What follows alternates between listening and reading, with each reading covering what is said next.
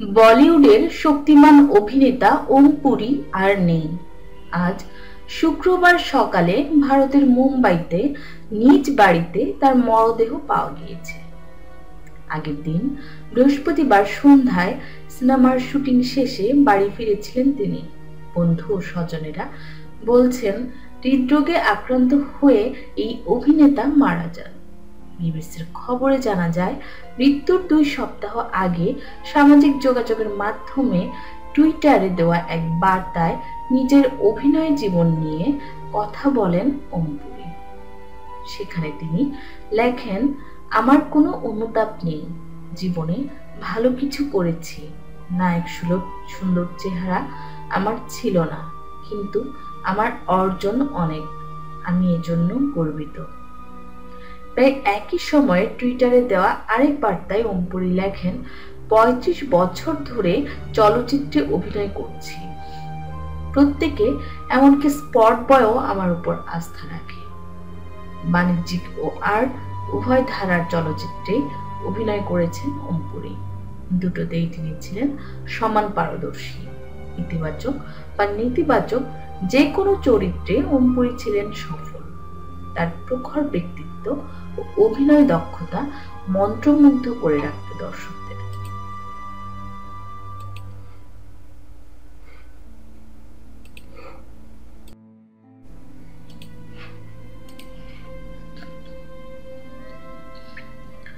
ভারতীয় নানা গণমাধ্যমে তার দেওয়া সাক্ষাৎকার, বন্ধুদের স্মৃতিচারণ আর অন্তর্জালে ছড়িয়ে থাকা তথ্যে জানা যায়, শক্তিমান এই অভিনেতার ব্যক্তিজীবন ও ক্যারিয়ারের নানা অজানা দিক। ওম পুরীর জন্ম কবে? আম্বালার এক পাঞ্জাবি পরিবারে জন্ম ওম পুরীর। তার জন্মের দিনক্ষণ সরকারিভাবে নিবন্ধন না করায় ওম পুরীর মা নিজেও জানতেন না তার ছেলের সঠিক জন্ম তারিখটি। শুধু বলতেন, দুর্গাপূজার 2 দিন আগে 1950 সালের জন্ম তার। স্কুলে ভর্তি হওয়ার সময় নিজের জন্ম তারিখ 9 মার্চ 1950 লিখতেন ওম পুরী। পরবর্তীতে পঞ্জিকা ঘেঁটে তিনি বের করেন ওই বছরের দুর্গাপূজার 2 দিন আগের তারিখটি ছিল 18 অক্টোবর। এরপর থেকেই এটি তার জন্মদিন হিসেবে পালিত হয়ে আসছে। রেল সড়ক থেকে খ্যাতির মহাসড়কে তারকা হওয়ার আগ পর্যন্ত আর্থিক সচ্ছলতা কখনো ছিল না ওম পুরীর পরিবারে। ছোটবেলায় রীতিমতো দারিদ্র্যের বিরুদ্ধে যুদ্ধ করে কাটাতে হয়েছে তাকে।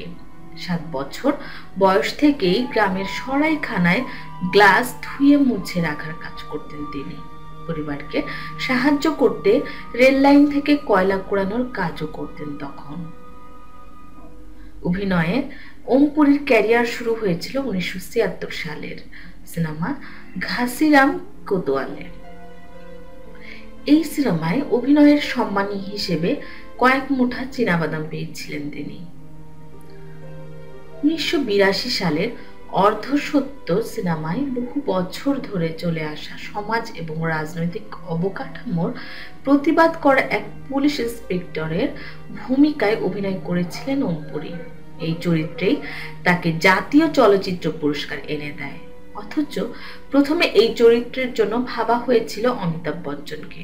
বিগ বি ফিরিয়ে না দিলে নিজের সবচেয়ে প্রশংসিত চরিত্র থেকে বঞ্চিত হতেন পুরী। এ নিয়ে পরে অমিতাভের প্রতি নিজের কৃতজ্ঞতাও প্রকাশ করেছেন তিনি। অমিতাভ যদি এক মহান অভিনেতা, আমি তার প্রতি চিরকৃতজ্ঞ যে তিনি অর্ধসত্য ফিরিয়ে দিয়েছেন। অভিনয় ছাড়াও যে জিনিসটা দারুণ উপভোগ করতেন ওম পুরী, তা হলো ভালো খাবার।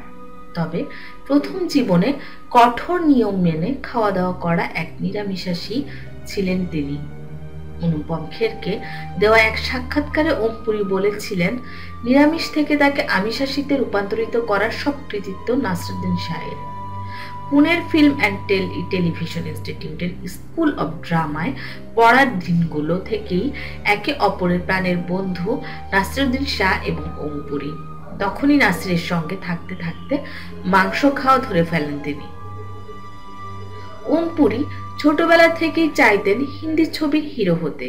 কিন্তু চেহারা ভালো নয় দেখে সিনেমার সুযোগ পাবেন না, এই ভয় থেকে তিনি অভিনয় শিখতে পুনে আসেন। ওমপুরীর ভাষ্যে, সিনেমায় ঢোকার জন্য যে চেহারা থাকা চাই সেটা আমার ছিল না। দুঃখজনকভাবে হিন্দি সিনেমায় মোটা নাকের কোনো স্থান নাই। নাসিরউদ্দিন শাহের মতে, ওমপুরীর মতো রোমান্টিক মানুষ তিনি জীবনে আর দুটো দেখেননি। মেয়েদের পটাতে ফুল, চকলেট আর উপহার কেনা ছিল তার নিত্য অভ্যাস। ওমপুরীর বক্তব্য অবশ্য একটু অন্যরকম ছিল। তার ভাষ্যে, নাসিরের মতো ছেলেরা কেবল ফটাফট ইংরেজি আড়াতো, আর মেয়েরা তাতেই পটে যেত। আমাকে সেখানে নানা কসরত করে তাদের মন পেতে হতো।